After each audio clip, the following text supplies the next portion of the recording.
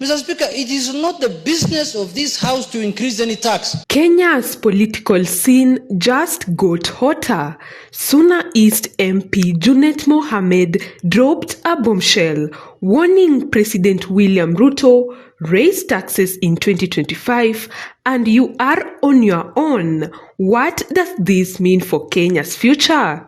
Is this a sign of a bigger showdown over the budget?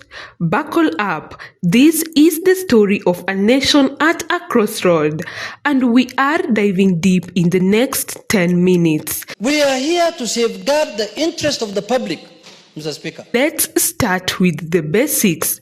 Taxes are the lifeblood of any government, funding everything from roads to hospitals. But in Kenya, taxes are a lightning rod for controversy. Over the past few years, Kenyans have taken to the streets, sometimes literally, to protest what they see as unfair tax hikes. From the Finance Bill 2024 protest to earlier battles, the message is clear. Kenyans are fed up with being squeezed. Hapa nimekuja kuprotest reject finance bill. Inatukandamiza sana. Kwanza the fact that wanaenda kutax sanitary tiles, that's really bad. Most of Kenyan women can't even afford sanitary products and they still want to put more tax on it. It's unacceptable. Inflation has been climbing, fuel prices are through the roof, and for many, it feels like every new budget brings more pain. Enter the 2025 budget, a make or break moment for President Ruto's administration. And now, one of Kenya's most vocal MPs, Junet Mohamed, has fired a warning shot. But who is Junet? And why does his statement matter? Let's break it down. And finance bill does not belong to Parliament, Mr. Speaker. For the record, Junet Mohamed isn't just any politician. As the MP for Suna East and the minority leader in the National Assembly, he is a heavyweight in Kenya's opposition. Junet is a master at rallying support and calling out the government. He has been a key ally of Raila Odinga and a thorn in the side of Ruto's Kenya Kwanza coalition. let us allow the executive to do their work. Because if you hold a brief for the executive, you will be speaking on behalf of the full house. And every member here is expected to take responsibility. Now I'm seeing a debate ensuing in public that there is, finance bill is like this. We don't have any finance bill. When Junet speaks, people listen, not just because of his position, but because he has got a knack for capturing the public's mood. So, when he said Ruto would be on his own if taxes go up, it wasn't just a casual remark. It was a signal that the opposition, and maybe even the public, is ready to push back hard. We don't expect any taxation at all, because why should Kenyans be more taxed more than this? So, what exactly did Junet say? In a fiery moment, he warned President Ruto that any move to increase taxes in the 2025 budget would leave him isolated. Quote, "If you try to raise taxes, Mr. President, you will be on your own." Ouch, that's not just a warning, it's a challenge. So let the executive bring what they want to bring. They can even say they want to tax mountains. It is us who will deny them that right. Why now? Well, Kenya's government is under pressure.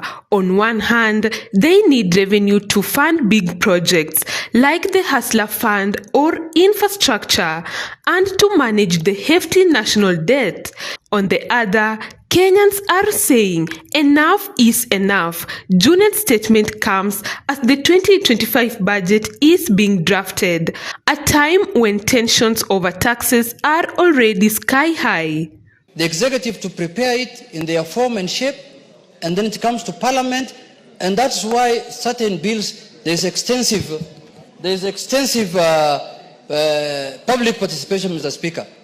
Mr. Speaker, I saw somewhere yesterday, I wanted to seek the attention of the Finance Committee and Planning Chair, Mr. Speaker, speaking on the bill of the finance bill, Mr. Speaker, that we're expecting. Junet is not alone in this fight. Other opposition leaders and even some within Ruto's own coalition are wary of new taxes. Remember the Finance Bill 2024? It sparked nationwide protest, forcing the government to backtrack. Junet's warning is a reminder Kenyans are watching and they are ready to act.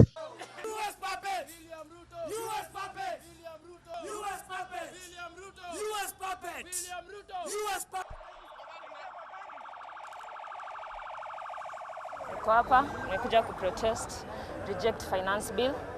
Inatukandamiza sana. Kwanza the fact that wanaenda kutax sanitary tiles, that's really bad. Most of Kenya. For President Ruto, this is a high-stakes moment. Since taking office in 2022, he has promised to transform Kenya's economy, more jobs, better services, and a stronger hustler nation. But raising taxes to fund those promises? That is a risky move. If he ignores Junet's warning, he could face protest, political backlash, or even fractures in his own coalition. The Kwanzaa told us when they were launching their plan that the problem with fuel is taxation. We are going to look into taxation and we are going to reduce taxes on fuel. On the flip side, Ruto has got tough choices. Kenya's debt is massive, over 10 trillion shillings by some estimates, and the IMF is knocking, pushing for fiscal reforms. They are telling us to increase taxes on fuel. What a paradox it is, Madam Chair. Madam Chair, let us agree on this one. We must remove this VAT on the fuel. Cutting spending or finding new revenue isn't easy, and Ruto knows it. So, will he double down on taxes and risk going it alone?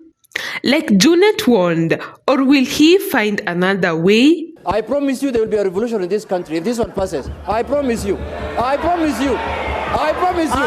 There will be a revolution in this country. This isn't just about Junet versus Ruto. It's about Kenya's future. Taxes affect everyone. Mama mboga in the market, the boda rider, the office worker in Nairobi. When Junet say Ruto is on his own, he is channeling a broader frustration. Kenyans want fairness, not more burdens. Let me tell you, the more you get, the more you shout, the more you open your mouth, the fact remains Kenya is poor. Order. But the borders are going to suffer. The 2025 budget will test Kenya's leader like never before. Can they balance the books without sparking another uprising? Will the opposition led by voices like Junet rally enough support to force a rethink? And most importantly, what does this mean for ordinary Kenyans trying to make ends meet? Because he knew that there's a revolution coming in this country. We were saying, if you pass the bill, you go home. So bill, go home with the bill. As we head toward 2025, all eyes are on the budget. Will Ruto heed Junet's warning and avoid new taxes?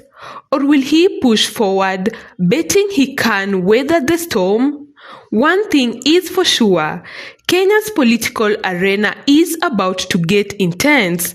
The opposition is ready, the public is watching, and the stakes couldn't be higher. That is the story of Junet Mohamed tax warning to Ruto, a battle that is just beginning. What do you think? Should Ruto raise taxes, or is Junet right to draw a line? Drop your thoughts in the comments.